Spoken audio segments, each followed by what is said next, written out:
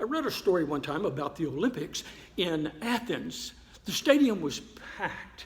There was not a seat remaining. And an old beggar walked up trying to find a seat, and he looked around, and his hair looked like he'd combed it with an egg beater, and his clothes were dirty and torn, and he was just a mess. And he kept looking around, trying to find a seat, and he couldn't find one. And the fans were booing him and throwing things at him and abusive of him in various ways.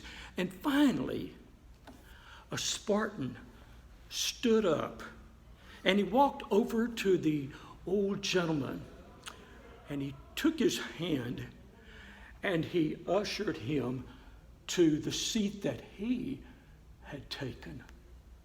Oh, the Athenians thought that was just the most wonderful thing in the world. Such nobility. They applauded, they whistled. Oh, it was great. And finally, when everything calmed down, the Spartan turned to the crowd and he said, "Oh, yes.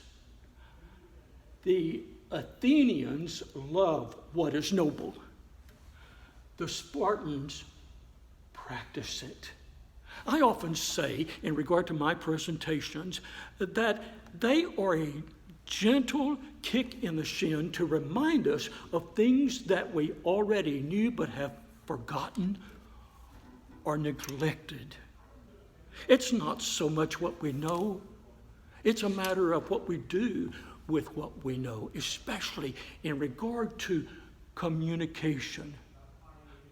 Let's be aware of our communication, and let's always put it into practice. Learn more, but also do, and do.